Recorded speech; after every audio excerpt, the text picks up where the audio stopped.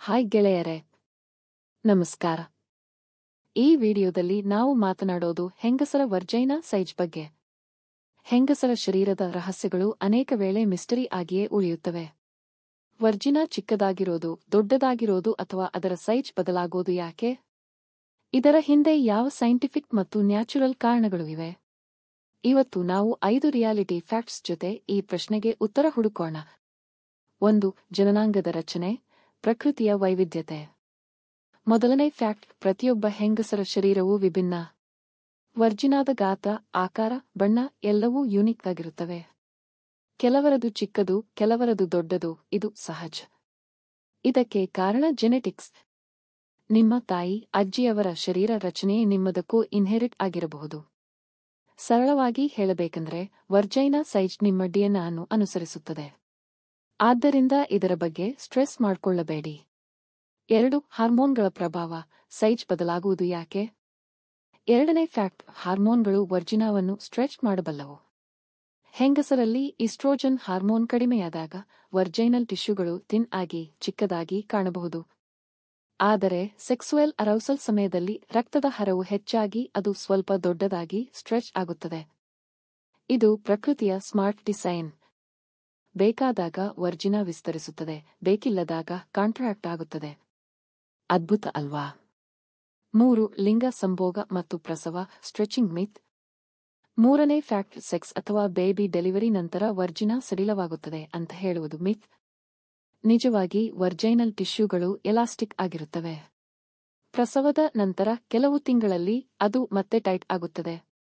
ಕೆಲವು ಸಂದರ್ಭಗಳಲ್ಲಿ pelvic floor exercise, ಕೆಗೆಲ್ ವ್ಯಾಯಾಮ ಮಾಡಿದರೆ ಮಸಲ್ಸ್ ಟೋನ್ ಆಗಿ ಸೈಜ್ ಮತ್ತು ಫೀಲಿಂಗ್ ಬದಲಾಗುತ್ತದೆ. ಆದ್ದರಿಂದ ಯಾವುದೇ ಡೌಟ್ ಇದ್ದರೆ ಡಾಕ್ಟರ್ ಅನ್ನು ಕೇಳಿ.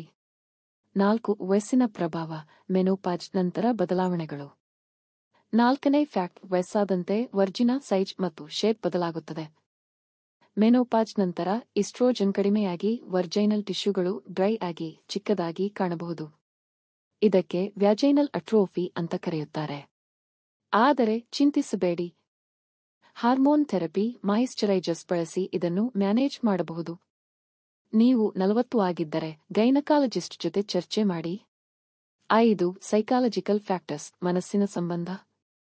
5ನೇ ಫ್ಯಾಕ್ಟ್, ಸ್ಟ್ರೆಸ್ ಮತ್ತು ಆಂಕ್ಸೈಟಿ ವರ್ಜಿನಾದ ಸೈಜ್ ಮೇಲೆ ಪರಿಣಾಮ ಬೀರಬಹುದು. ನೀವು ರಿಲ್ಯಾಕ್ಸ್ ಆಗದಿದ್ದರೆ ಪೆಲ್ವಿಕ್ ಮಸಲ್ಸ್ ಟೈಟ್ ಆಗಿ ವರ್ಜಿನಾ ಚಿಕ್ಕದಾಗಿ ಅನುಭವಕ್ಕೆ ಬರಬಹುದು. ಆದ್ದರಿಂದ ಮೆಡಿಟೇಷನ್, ಯೋಗ, ಡೀಪ್ ಬ್ರೀದಿಂಗ್ ಮಾಡಿ. ಮನಸ್ಸು ಶಾಂತವಾಗಿದ್ರೆ ಶರೀರವು ನಾರ್ಮಲ್ ಆಗಿ ರೆಸ್ಪಾಂಡ್ ಮಾಡುತ್ತದೆ. ಸೋ ಗೆಳೆಯರೇ, ವರ್ಜಿನಾದ ಗಾತ್ರ ನ್ಯಾಚುರಲ್ ವೇರಿಯೇಷನ್ ಅನುಸರಿಸುತ್ತದೆ. ಇದರ ಬಗ್ಗೆ ಸ್ಟಿಗ್ಮಾ ಇಟ್ಕೊಂಡು ಸ್ಟ್ರೆಸ್ ಮಾಡಬೇಡಿ. ಪ್ರತಿಯೊಬ್ಬರ ಶರೀರವೂ ಯುನಿಕ್ ಮತ್ತು ಬ್ಯೂಟಿಫುಲ್.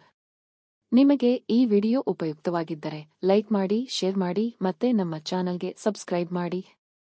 ಮತ್ತು ಕಮೆಂಟ್ಗಳಲ್ಲಿ ತಿಳಿಸಿ ನೀವು ಈ ಬಗ್ಗೆ ಏನು ಥಾಟ್ ಮಾಡಿದಿರಿ. ಮುಂದಿನ ವಿಡಿಯೋದಲ್ಲಿ ಯಾವ ಟಾಪಿಕ್ ಬೇಕು? ಧನ್ಯವಾದಗಳು. ಮತ್ತೆ ಸಿಗೋಣ ಮುಂದಿನ ವಿಡಿಯೋದಲ್ಲಿ. Take care, bye. ಸಾರಾಂಶ: vagina size genetics, hormones, life stage, mental health ಅನ್ನು ಅವಲಂಬಿಸಿದೆ. ಇದು ನೈಸರ್ಗಿಕವಾಗಿ ಬದಲಾಗಬಲ್ಲದು. ಸ್ಟ್ರೆಸ್, ಡೌಟ್ಸ್ ಇಟ್ಕೊಂಡು ಯಾವುದೇ ಸ್ಟಿಗ್ಮಾ ಮಾಡಬೇಡಿ. ಸಬ್ಸ್ಕ್ರೈಬ್ ಮಾಡಿ ಹೆಚ್ಚು ಸೈನ್ಸ್ ಬೇಸ್ಡ್ ವಿಡಿಯೋಸ್ಗಾಗಿ.